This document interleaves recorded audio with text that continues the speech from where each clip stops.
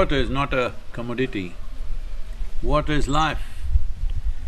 If we destroy our water resources, we destroy future generations right now. This is something that was deeply, profoundly inculcated into our culture to treat the earth that you walk upon, the air that you breathe, water that you drink, and the food that you consume, which is just earth, always to treat them with utmost reverence.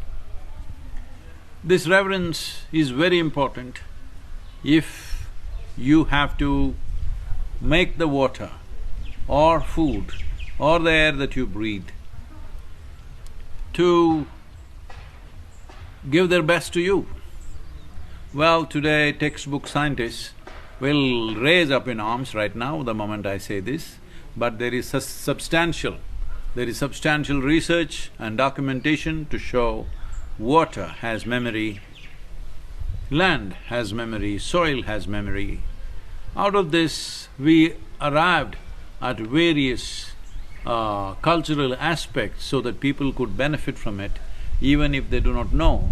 For example, in yoga it was fixed that a yogi should eat only what is grown in whatever a person can walk in a day, the distance, within that radius he must eat, because that land in some way retains your memory, and that land, what it produces, has a certain kind of cohesiveness with you.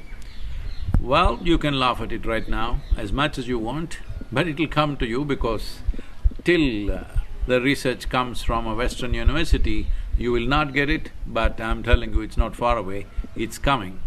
It's just on the way, the documentation is happening.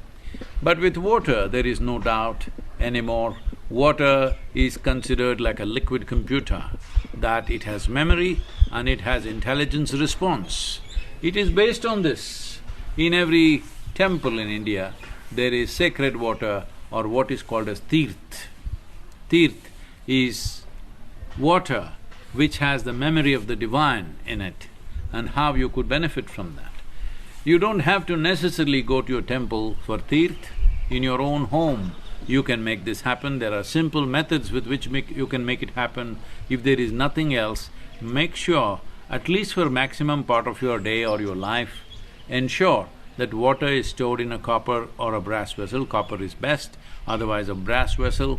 Avoid plastics, and even glass is better, but better to avoid glass also. It is best that it is kept in a copper vessel. And there are some ways to take care of it which we can… I think we've already put this out many times.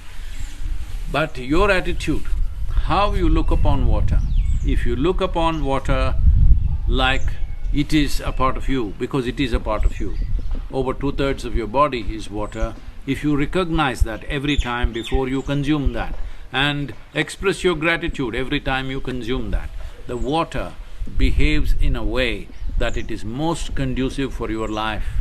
Water is life-making material. If you don't treat it that way, well, it doesn't treat you that way either. So it's very important that we must learn how to approach all these elements which are the life-making material of earth, water, air, space and fire.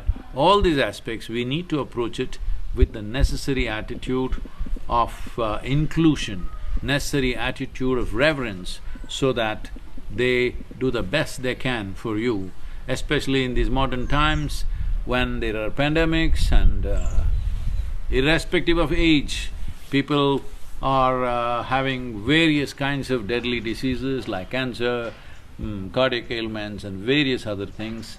By managing the elements, you could bring down the incidence of these ailments significantly in your life. It is not like it's a cure right now, it is not like this is it, but for life to happen well, you must understand our efforts to make life happen well is always incremental. This is just one more increment. Neglecting this, there is always a price for that. It's my wish and my blessing.